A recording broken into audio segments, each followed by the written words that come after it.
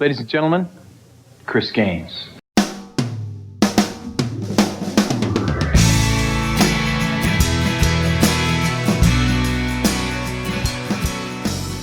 Hello, and welcome to Chris Gaines, the podcast, the show where we take an exhaustive look at the career of country superstar Garth Brooks and his much maligned decision in 1999 to take on a fictional character named Chris Gaines.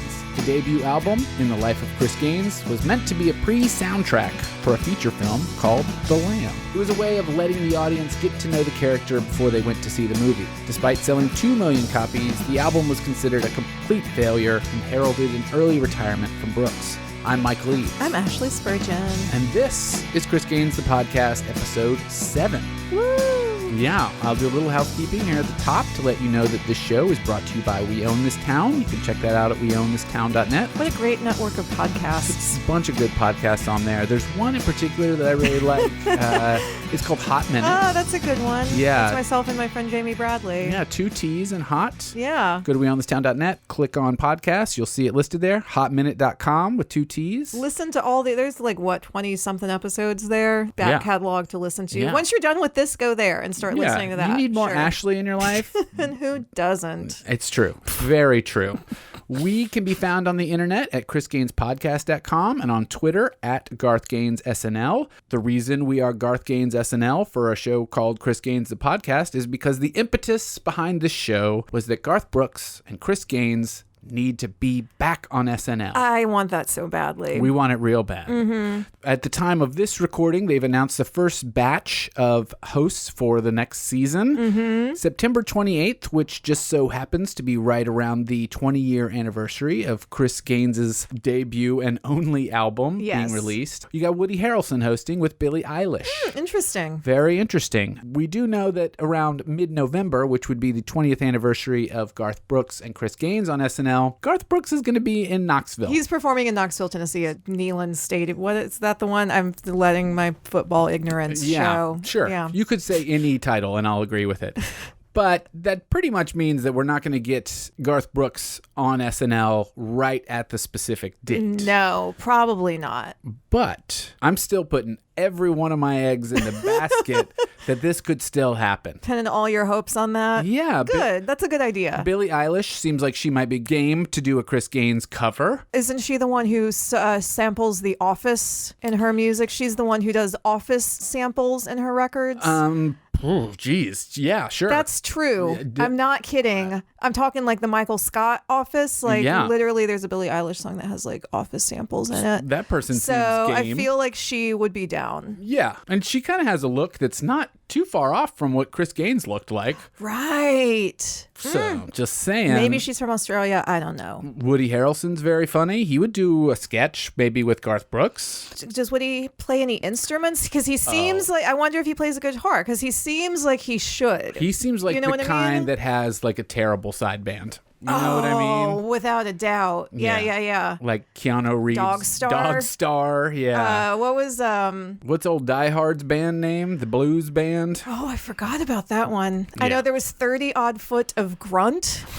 That was the dude who was... I can't remember any movie names anymore. Yeah. I struggled to remember Bruce Willis just now, so I'm in the same boat. Who's Chet in Weird Science? Bill Paxton. Bill Paxton had a band in the 80s. Bill Paxton had a Devo-style band or something. What? Yeah. Is that our next podcast? Maybe. I don't know. They were called Martini Ranch. Bill Paxton had a band called Martini Ranch. There's a music video on YouTube. Look it up. Wow. Yeah. Bill Paxton, R.I.P., you know? I know, right? It was upsetting. Yeah, very upsetting. Great actor. So probably not going to get our campaign for the exact date, but I'm still holding hope. I'm not a religious person, but I'm going to pray to all the gods. There's digital shorts that, we're not asking. It could be just a brief segment or something. Maybe he's filming it right now. I don't know. I don't know what his schedule is. I'm going to say that I will be able to pull anything out of one of the episodes and say that was a reference to what we needed. Okay, cool. I can just manipulate reality into what I want. I think we should do that. Facts are over.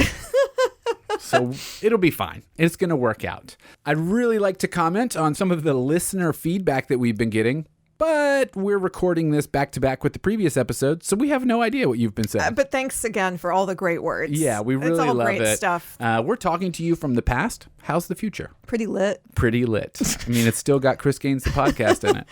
So we don't have any reader feedback and we don't have any reflections on our previous episode. It was perfect. Yeah, I think everything I said was great. Everything you said was really smart and good too. We nailed it. We clearly crushed it. But this week, what we're going to do is bid you all farewell. Yeah. So much to the chagrin of listener DJ Phillips, we cannot do this forever. Chris Gaines, as a public entity, existed for a blip of time. Mm-hmm. I mean, honestly, 6 months in the public eye? Oh, yeah. Well, let's as see. a concept, it was years, but for most of us, what? Less than a full year because the announcement was in March? And then he wasn't doing it anymore before Christmas. I mean, then November was the only public appearance of the character, really, right? So March, April, May, June, July, like 9 or 10 months. But we don't even get reviews. Like that big Billboard article that we see comes out in July. Mm-hmm. So they make the announcement in March, but really we don't get real insight into the whole thing until midsummer. Yeah. And then by the SNL in late November, it's done. I mean, that's crazy. It's so short. Yeah, but it didn't feel like it at the time. No, it was fascinating. Days are very long. When Chris Gaines is active. No, just human days are very long. Yes, that's true. Yeah. Trips around the sun take a minute. Will we make more episodes of this if necessary? Of course. Yeah, sure. Hey, look, if Don wants to give us a call, if Paula Pell hears this and has got some behind the scenes SNL writers room gossip that she wants to shit on. Absolutely. By all means, we will come back to the studio. Yeah, the people that were involved with that SNL episode, they're not doing anything. Tina Fey, Michael Schur, what are they doing? Just email us. We'll set something up. Yeah, get in touch at Garth Gaines SNL. Tina Fey will just tweet at us. Be of course, easy. yeah. So this week, we're going to just kind of recap what we know and, more importantly, where we think all this should go. I have some hopes for the future and some ideas of what I'd like to see Garth and maybe Chris do. Yeah, for sure. And we'll touch on those there at the end. We'll also touch a little bit on a couple things. I'd like to do this maybe at the top. A couple maybe conspiracy theories. Oh. Do you want to just jump right in? Let's just jump right in. So one that we very lightly touched on that I'd like to remind everyone about is that Chris Gaines may have potentially been modeled on another Australian singer known for their rock sensibilities. Pretty men sort of hair, pretty man hair. Yeah, right in the eye. Guitar, rocker sensibility. Flared jeans. Maybe a little bit of a rough past, maybe sort of a notorious background. A bad boy. Yeah, definitely a bad boy. Yeah. Tight bod. We're talking about Keith Urban. Keith Urban. Go do yourself a favor. Google image search Keith Urban. It could be a 2019 image of Keith Urban. It still works. His look has not changed that much. He really looks very, very similar for the past 20-something years. Right. Yeah, he really does. I mean, he aged a little. So when I don't really do these anymore, when I recaps of CMA Awards stuff for the Nashville scene, I would always use a really old picture of Keith Urban as the header image from the mid 80s, 84, 85, where he has his original teeth and really bad skin and sort of like a Bart Simpson spike, but also mullet. Wow. It is tremendous. So that is a trashy look. It is.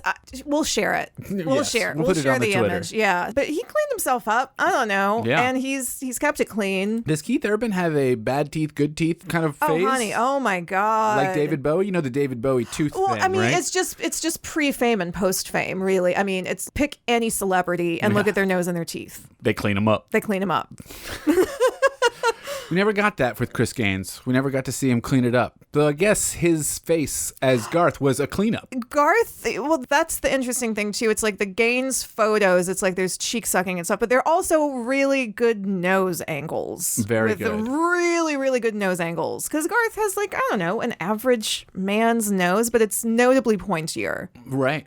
as Gaines. It's his a little makeup more, artist knew what they were doing. Yeah, for sure. Maybe some early contouring. Oh, some amazing contouring. Amazing contouring. Yeah. Another conspiracy theory that we did not talk too much about in this show, really at all, was the fact that Garth divorces his wife and then very quickly marries Trisha Yearwood, to whom he is currently married. Now, that's not to throw shade at divorce. If your marriage is not working and things are unhappy, go for it. Yeah. Fine. What if Gaines was a way of showing off to Trisha Yearwood to lock it in? Oh my God. Yeah, maybe. Possibly. I wasn't there, so probably yes. I mean, he knew Trisha Yearwood way back on his first album. Yeah, they'd known each other for like a long time. A long time. It wasn't like, oh, my marriage is on the rocks and I met this new person. It was like, oh, this is someone I've known for like 12, 14, and have been quoted as saying they're like your best. Yeah. Like the best person you could meet. Yeah. I think Chris Gaines might have, could have been a way of saying, interesting. like peacocking. Chris Gaines was peacocking. Yeah, I see it. Yeah. I see it. I absolutely see it. Yeah. I'm 100% sure. I'm 100% sure that at some point in 1999, Trisha Yearwood saw photos of Chris Gaines and thought to herself, sexy. I mean, I guarantee you, I put blood on the line. Yeah, I mean, have you seen inside the booklet where he's wearing? I was the Harlequin suit with the legs. That's exactly the one I was thinking of. Yeah. That's exactly though. She was thinking of his beefy legs. His beefy javelin throwing legs. Oh my God, yeah. they're like mutton. Just like it's Christmas Day. I don't know. It's like... The mutton legs of Garth Brooks. That did it. Who wouldn't love that? If you're pursuing someone, get your mutton legs out. So in our last theory that we didn't talk about really at all, and we could probably do a whole episode on this, is that Chris Gaines existed or exists currently in an alternate universe. I didn't even remember that. Yeah. If we're all on board with the theory of alternate universes where every decision we make sparks another reality, one must exist where Gaines was a success. Well, I mean, I guess the Gaines story does exist in an alternate universe because there are fictional films in the Chris Gaines story. There are fictional Commonwealth medal winners. Billy Joel is a real person. Don Was is a real person. Yeah. But there are many, many, many other like make-believe elements of that. That's true. It probably exists in an already established universe. Any other fictional universe where we already know Billy Joel exists is the Chris Gaines universe, probably, is what I would say. Do you know who came up with the theory of alternate universes? Like scientifically as a concept? This is a factoid that I love to pull out, but you know so much about pop culture that I feel like you already know this. Well, I mean, I don't know who invented the like scientific concept of, if you're talking like out like cosmically, I don't know that. Probably some scientist, probably at some point in the 20th century or late 19th. But are you talking about like the Tommy Westphal extended universe within like television? No, that's way cooler than what I'm talking about. Oh, okay. So what I'm talking about is Mark Oliver Everett, the guy who's from the Eels. E from the Eels.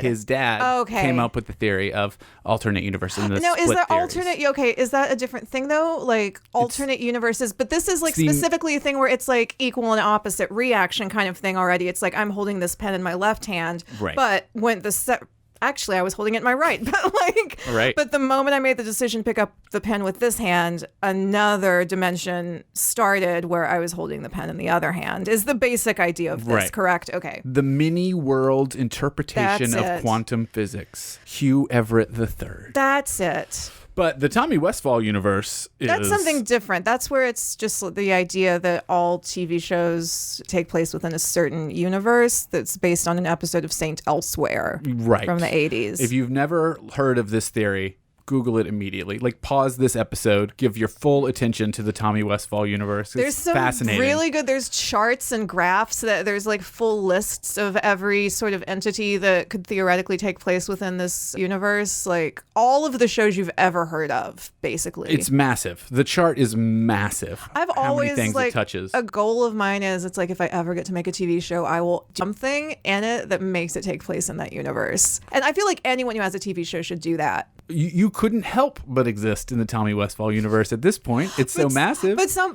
even like Richard Belzer's Law and Order character, Munch exists in this universe. So like every TV show that Munch has ever appeared on exists in this universe. Therefore, like The Wire exists in this universe. Right. Like it's great. I love it. Fantastic. Yeah. Chris Gaines exists. Anyway, in that Chris Gaines. Yes, Chris Gaines is in The Wire. You heard it here first. Yeah, you just haven't seen that episode yet. You'll get there one day. Season 7. One day you'll watch it. It'll be fun. So those are our fun theories that we never got to touch on. But here's what we do know. Troy Garth Brooks, born in 62, Oklahoma. Yeah. Worked his butt off in Stillwater, Oklahoma. I like Kiss. I like Aerosmith. Grew up loving rock and roll. I got the guitar. I'm not super great at it. A household that was extremely promoting of acting and performing. We got family music night. I'm singing some Merle Haggard. Absolutely adorable. And he eventually, after several failed attempts, makes his way to Nashville with his band Santa Fe, which breaks up immediately, like almost really as soon funny. as they arrive. It's really funny every time. The pictures of him in Santa Fe are amazing. I don't know if I've ever really paid any attention to He those. has the best caterpillar mustache from the 80s that one would hope that he has. It's perfect. Then he gets himself a publisher and a manager, and it's all money from there. it's kind of really. all money from there. Like, he does have a long, arduous road leading up to it, but man, once he hits, But I mean, a he long, hits. arduous. But yeah, and he mean, a hits bit. at what, like 23 or something? You know what I mean? It's like It's true. really young. It's very Anyone young. who achieves any sort of success in their 20s. It's not a long time. But don't you think the general societal perception is that in music you do find that success very early? Like, someone finding success at 35 is finding success is like finding success and then being successful within the music industry are two completely different things. I guess it's like, especially on Garth's level, because they're only looking for young people. They only want like fucking 17-year-old Right. pretty boys who are preternatural Lennon McCartney songwriters. You know. Liz Phair's first record was easier getting made than Liz Phair's fourth record. You know what I mean? It's young people, and they want young people. No, you're not likely to have a brand spanking new artist come out at 45. Right. Because that's not what they're looking for. Am I saying they don't exist? Absolutely not. They do. I mean, I guess Sharon Jones is maybe an example, but like, she wasn't Garth famous. No, she's not. Sad. Anyway, So he basically just starts redefining country music. Finds success, releases several albums back to back to back that we went over in great detail in episode 2 of just smashing records. Unbelievable how successful he was. We believe, and I think the world at large agrees, that it was because of his fusion of rock and roll sensibilities into country music. He definitely was a country artist, but he was not classic country. no, There were he's a moments stadium of it. artist. Yeah, he's a stadium He's artist. an arena. He's a country Aerosmith. He is a country Springsteen. He is a Country Springsteen for sure. He's an arena rock artist. I'm literally on the Garth Brooks website right now showing past events. Every single one of them sold out. Over 80,000 tickets, and each one still has like, here's what record this show broke. Sold out in Glendale, a record not only for the State Farm Stadium but also the state of Arizona. A new attendance record for any concert at any U.S. bank stadium. Biggest entertainment event in Idaho history. Largest event at this stadium. Largest ticketed show in Pittsburgh history. Wow. You know? Still, like, this is his website right now in 2019. Still breaking those charts. He's got an upcoming show in Knoxville, which you mentioned. You can get a big orange shirt with the G in orange is the Garth G. If you live in Knoxville, you have a lot of orange apparel for sure. But this is Garth branded orange is what I'm trying to say. I know, it's special. It's definitely special. Yeah. So we know he relentlessly tours, and again is breaking records while he's touring. He puts out a double live record that it also breaks records. I mean, the man puts out 6 records, all breaking charts, puts out a box set of those records, which breaks charts, and then puts out a double live album, which breaks. It's just insane. Nonstop. It's crazy. And then right there at the end of 1998, he says, I got this thing coming. I got this thing I'm doing. Hey, guys, sit down a second. Listen to Y'all. this. Marvin Berry? Yeah. and gently announces that he's working on this movie project with this character that he's going to inhabit called Chris Gaines. And there's Paramount Pictures involved, and Babyface and Don Was are involved, and we get a little sprinkle of a thing there in 98. Then in March of 1999, we get a full-on Press release. Big, A big to-do. More than a press release, a press conference. Yeah. We get a press conference, a lot of people sitting at a big long table. I don't think we get that anymore. Big pictures of the project happening. I mean, I guess there's like Comic-Con shit, but that's really like it. Yeah. But this is a singular press conference, not even a convention of any sort. Not unless someone harassed you. Yeah. And you got like Gloria Allred. Like, right. Yeah, probably in sports they happen, but yeah. And at that moment, this full thing is announced that there's going to be a movie called The Lamb and that Babyface is producing the soundtrack. There's going to be a pre-soundtrack to that movie. This giant Eric Clapton hit from a few years ago. Well, the dudes who wrote that, they're writing this shit. Yeah. You know? Yeah. We've already picked out all these songs from all these songwriters that previously pitched these songs to other artists. Like Fleetwood Mac. Like the Wallflowers. Yeah. And this is going to be a thing. It's coming out in September. And so from March to September, we've got a couple interesting things that happen, but the world has been introduced to this idea of Chris Gaines. Like you said, there's a big picture behind him with hair in his face. I think I don't know if it ever went beyond big picture for anyone, really, now that you say that. And Garth joins the Padres for their spring training, which is very odd. And we start getting some reviews in July. Garth's mother passes in August of 1999. But despite his mother passing at the end of the summer of 1999, he goes full on into the press circulation to promote this album. I'm on that's Leno. coming out. I'm on Conan. I'm going to the GQ award. When were the GQ awards again? Right around that same time. Okay. Yeah. It looks miserable at that thing. Yeah. Unbelievable. And then it happens. September 28th, it's released upon the world. In the Life of Chris Gaines, the best of album. 2 million people got this holographic wonder in their greedy little mitts. Yeah, and there's a In the Life of Chris Gaines VH1 special that documents this intense backstory. This nonsense. This utter nonsense. Utter nonsense. Oh my God. Garth is the arsonist, and he was burning his own life. He took the art. He was the, oh my God. Thank God for epiphanies here at the end. Oh my God, right? I'm so glad we did this episode. Yeah. The arson started fire. Garth is the arsonist. What? Wow. Yeah.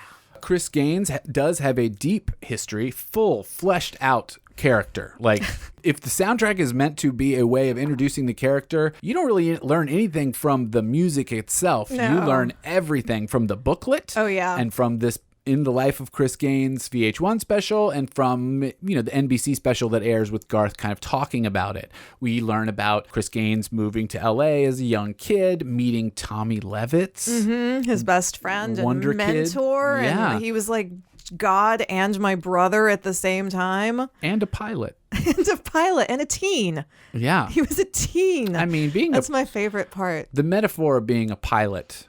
It's not even that they could, like, can we just age everyone up to where, I don't know, everyone's like 23, 24? Oh, fuck no. Absolutely not. Tommy is a pilot and he is 16 years old. Yeah. Go fuck yourself. Yeah. Like, I love it. Yeah. Tommy dies in a plane crash. He goes out flying late at night after he has promised Chris Gaines that he would not do that. Chris Gaines is Those devastated. Arizona mountains will get you every time. Absolutely. Very specific mountain range. Well, it's like if you're looking from LA to Texas, it's like they looked at him. Oh, well, that's Right where there. he went down. Yep. And then Chris Gaines is convinced to start a solo career. He releases a number of albums through continuous tragedy. His management rips him off and takes everything from him. His father dies. And then he's in a tragic car wreck. To say nothing of the sex addiction. The constant just dick wetness that had to be Gaines's life. I mean, there were more women than you could count on one hand. More women than you can count on one hand, like, all the time. Yeah. That means more than one, more than two, more than three, more than four, more than five. That means 6 women. At least. At least 6 women. That's a lot of women. Yeah. But more than the Spice Girls. Oh, wow. Think about that. Then Chris Gaines does deal with his sex addiction. After this horrible car wreck that just wrecks his face and his body, and he's reformed to look a little bit more like Garth Brooks. A little bit more a like little Garth less Brooks. like Brad Yeah. Pitt.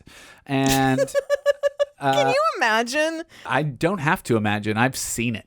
But no, I mean, if you were a real person and that was really, and you were really like on the Brad Pitt side of things, and then it's like, this thing happened, and now I got a new face, and it's like, now I'm on the Garth Brooks. That's really funny. I don't want to sidebar too hard, but what if Chris Gaines had the car wreck and then came back looking like Two-Face from The Dark Knight? Just like 100% gnarled on one side. Then the music would have been fucking baller. As we know, I'm pretty sure it would have kicked ass. Like, really intense CG half face. it would have been incredible. It would have been, oh my God. Oh shit. Meatloaf. I'm getting, should have got like Jim Steinman to write the songs. Oh man, what would Chris Gaines look like now? We'll get to it later. Okay. So, after dealing with his car wreck and then coming to terms with his sex addiction by going on a pilgrimage through Mississippi. For 2.5 weeks, I can't remember. Yeah. He went to 17 dive bars across Mississippi one summer. Sold his soul to the devil. Cured his sex addiction. Yeah. Met some blues players. And came back with soul. Something that the critics said he would never have. But he did. Came back with soul, then released his best of album featuring 2 new songs, which we get when In the Life of Chris Gaines is released on September 28th, 1999. Garth Brooks, as mentioned, goes on some of these talk shows and plays Chris Gaines songs, but not as Chris Gaines. He waits until his appearance hosting Saturday Night Live in mid-November 1999 with Chris Gaines as the musical guest, and actually appears as Chris Gaines in the full makeup, full-on performance. The wig, the costume, the heavy sort of jacket. Oh, yeah. And much to everyone's collective memory, it was not an alter ego. This was not Garth Brooks trying to be this other thing. He was very open about it being a character. Yeah, that very, he very was much inhabiting. so. Yeah. And we've pontificated that this is his way of moving into movies. And it's not even a far stretch. He has a movie deal for The Lamb. We know he's been offered this Spielberg movie. Yeah. We know he's been offered Twister and has considered them. Yeah, and I also think if the pop music, the R&B pop had been more of a success, he would have started to transition more under Absolutely. Garth Brooks' name, obviously. Obviously, that would have happened. Yeah, and I think, we didn't go into the afterlife of Garth Brooks post-Gaines because he does release one more album and then kind of retires. But then he comes back. Presumably to be with his family and to focus on that, and then comes back many years later. And now he's And just didn't he come back? It wasn't a comeback. It was like, I'm doing a global tour and it's 100 dates and I've sold 100,000 tickets in Ireland or something. I mean, it was like, I feel like it was a big ass deal. I think he came back with a Vegas residency or something. Maybe you're right. And it was huge. Maybe you're right. Because maybe it was like a residency first. Because he did those shows in Nashville after the flood too. And then I wonder maybe if that was his big first world tour. I don't know. I didn't research Garth Brooks past like 2001. We're not interested in Garth Brooks. I don't give a fuck. Post 1999. But he does come back, and he's still, as Ashley just cited, massively successful. Still, he's huge. I saw him a year ago. He was amazing. He's a great performer. He's doing fine. He's fine. He's doing fine. So after his Saturday Night Live performance, we kind of lose track of Chris Gaines. Yeah. I mean, it's this short-lived thing. It's sat in our minds for forever. You were talking about how if the music had been more successful, it might have been different, and that Garth Brooks would kind of pursued all these other things. I think that's totally true. I think so. If only he'd written better songs or picked better songs, which is, that's not a fair thing to say. I think those songs were fine. The songs are fine. They're not great. The production is really, really, really of its time, which is hard for anything. We referenced Liz Phair in the last episode, and then I pulled up 2003 Liz Phair song that I liked and had the same thought. I was like, oh, this sounds so fucking 2003. This sounds almost 20 years old. Right. It just, and that's the problem with anything contemporary or trendy or au courant or like of the zeitgeist is it's instantly dated. Absolutely. And Gaines was kind of dated even when it was released. But as we talked about in the last episode, the failure of Chris Gaines monetarily, creatively, all the ways that it failed, which we all think of it that way as a failure, was in turn a success. The way it's such a failure, it succeeded. Yeah. Because here we are, still interested in it. And it's not just you and I that are interested in this. This is a thing. It's like, how many other early 20th century British ocean liner names do you know? Or do you just know the Titanic? Just the one. And why do you know the one? Because it fucking sank. That's true. That's the story. Power to him, He went for it. He swung for the fences.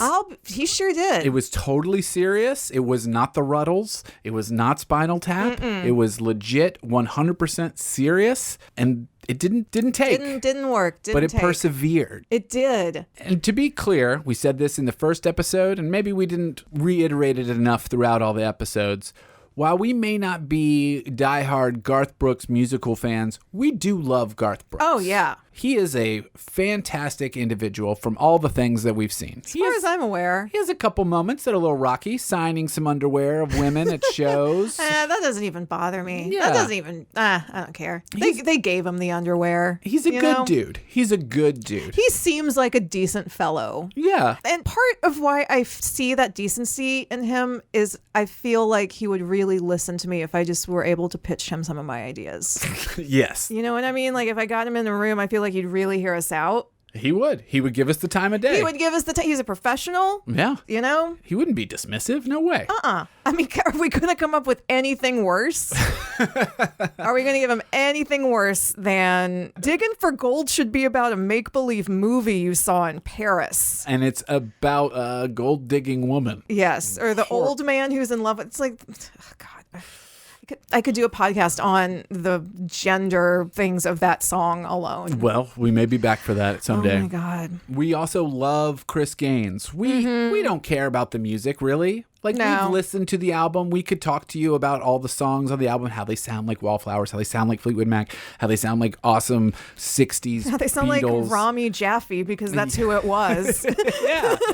There's a lot of things to talk about with the album, but we love Chris Gaines as just this entity. This is the thing that it is, as the Tinkerbell of Neverland. Absolutely. You know, think it's of great. something happy. You know, I love it. Think happy thoughts. The last episode was about camp and camp sensibilities, and I briefly mentioned the Met Gala, and a big controversy is like, what is camp? What should you even wear? If anyone had dressed up as Chris Gaines for the Met Gala for 2019, I mean, that would have been a 10 out of 10. Yeah. 11 out of 10. Off the charts, for sure. And really, we talk about at the top of the show, we want Garth Brooks and Chris Gaines to come back to SNL. Mm-hmm. We want Brooks to sort of embrace this failure. Maybe he's already very sarcastic and self-effacing about himself. Just embrace it, man. It was a thing. And do you want to go through some of these ideas? Aside from embracing Chris Gaines, we also think Garth could do some other activities. Yeah. We got some things. We love Chris Gaines. We want more Chris Gaines. If that's not going to work, we have other ideas. Yes. Well, the first of which is Bring Back the Lamb. Number one. Make that movie happen, because you know what? If the timeline is intact, Chris Gaines would be 52 now. Mm-hmm. Tell his story. Oh my God. That's at least 6 more albums, and right? And you know what? It's been 20 years. There's no reason that Chris Gaines can't have maybe a teenage child that he's trying to connect with. And he's a father, and it's like he had issues with his father. Maybe there's something to explore there. Maybe he had this child with his long-term girlfriend Maria, who got him out of the sex addiction, but maybe that relationship didn't last for the ages, you know? It's like, who knows? Maybe fucking Maria died because she fell in a creek. Yeah. That's the way Gaines' life seems to work. That's not even a stretch, given that they're making Bill and Ted 3 now. Yeah. Their daughters are in the movie. Oh, really? Yeah. Okay. That's a thing. Yeah, there you go. Just take an idea that's already, get Jeb Stewart to meet up with the writers of Bill and Ted 3. Make a thing. It would work. Easy. It would work really well. It's already got a title. Oh my God, you could get Billie Eilish to play his daughter. Done. There you go. So there good. you go. So there you good. go. All right, what else should he do? We talked a little bit about some of young Troy's influences in his life, and we just feel like maybe Garth should collaborate with Aerosmith and or Kiss on a really next level project. Yes. Live the dream. Do a fucking ballad with Aeros. Do an Aeros, do a duet duet ballad with Steven Tyler. And Steven Tyler's in Nashville all the time now, and Steven Tyler's on this country train as it is. It's like, perfect. throw some pedal steel on that shit. Garth already covered an Aerosmith song. You want another one? You want another one? Yeah. This is how you get it. That's right. This same thing with less Kiss, I guess. He's already met them. Yeah, That's I enough. feel like a Garth Brooks, Steven Tyler, the huge mistakes Sheryl Crow made with Kid Rock with Picture. Yeah. It's like Garth and Steven should just fucking cover Picture, actually, now that I think about it. Whoa. Perfect idea. Right? Perfect That would be idea. really good. Who should Chris Gaines collaborate with? I got an idea. Who? Savage Garden. Oh my God. I loved Savage Garden when I was in junior high school. We were talking about this off air and thought, what is the Savage Garden crew doing now?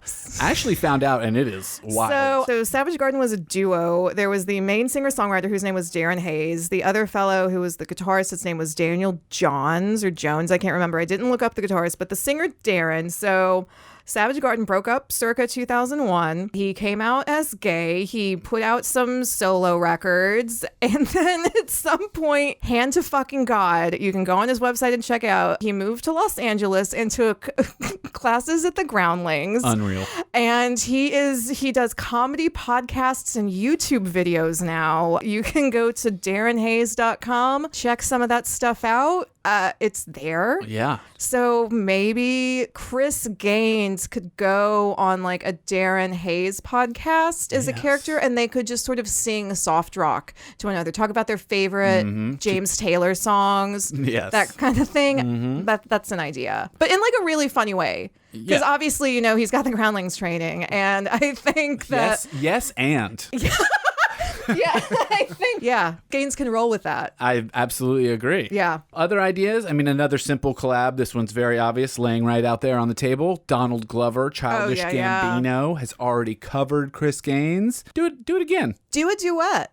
Do a duet. Tiny Desk duet. Childish Gambino, Chris Gaines, Holy- NPR behind that desk. Holy moly. You tell me talk about breaking the internet. Yes, absolutely. We could bring YouTube down with that. Without a doubt. For Without sure. a doubt. Do you want to dominate the news cycle? Listen to my fucking ideas.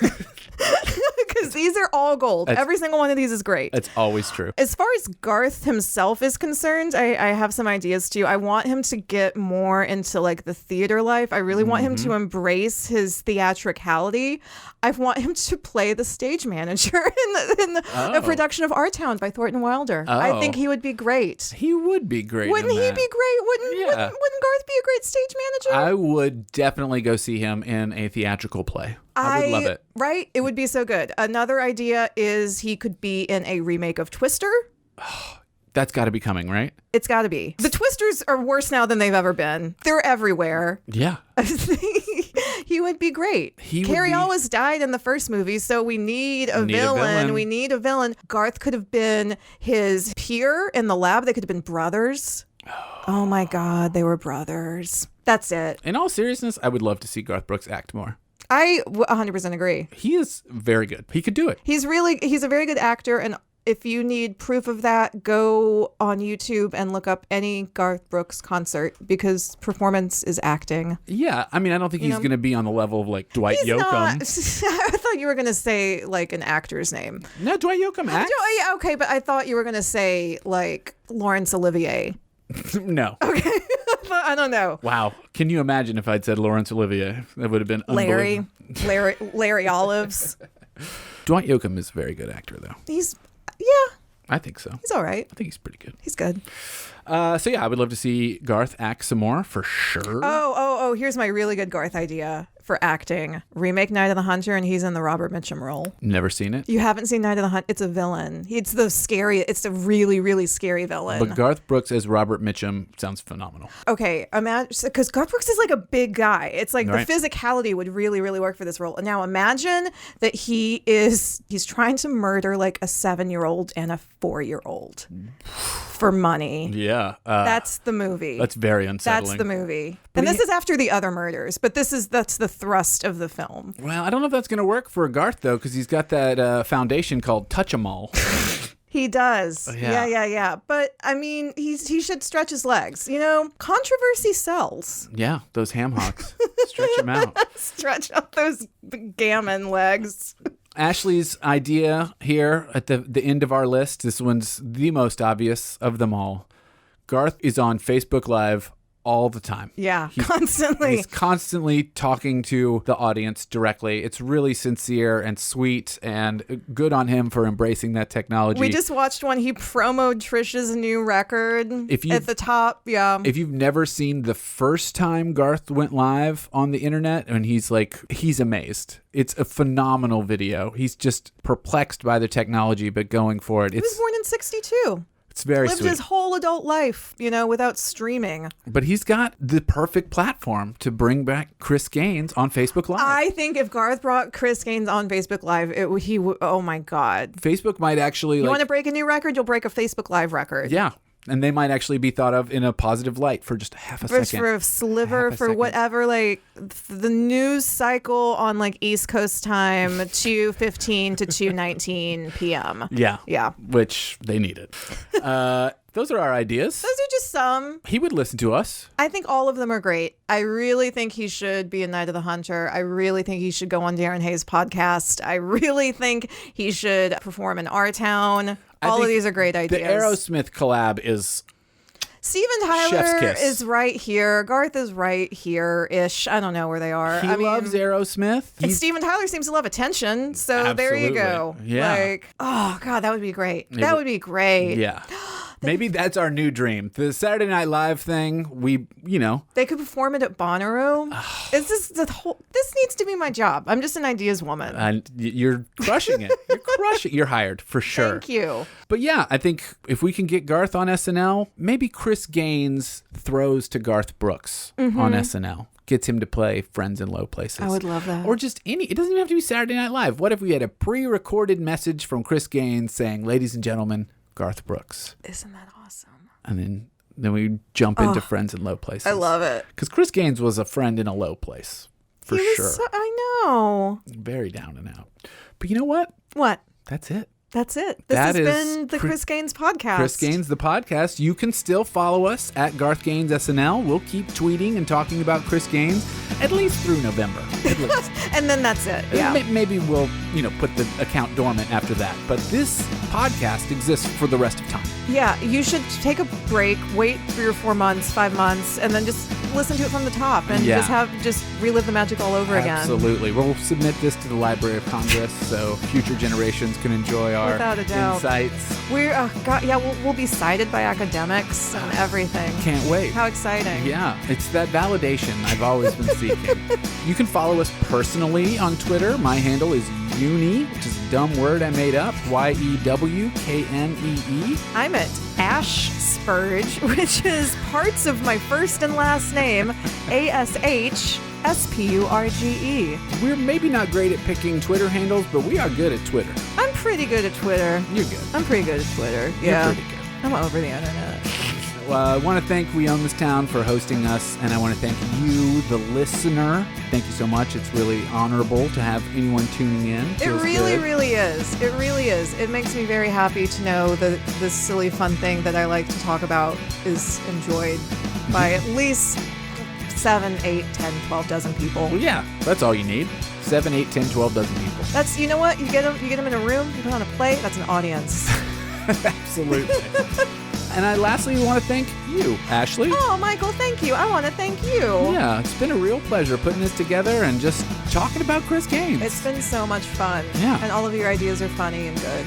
And your research skills are extraordinary. I mean... And your eBay skills are extraordinary. I can't thank you enough for providing the swag and the magazines. Yeah. And the fucking 45 records. Yeah. Seriously. You're the idea woman, and you brought them hard, and they're great. It's been fun. It's been really fun. Thank you so much, everyone. If you hear from us again, that's a great sign that something has happened in the world of Chris Gaines. If you don't, Chris Gaines is still magical. The CD is there for you to enjoy. It is $4 on eBay. It is there for you to enjoy at any time. Absolutely. You just got to make the choice to live the dream. Thank you so much. This is it. Bye.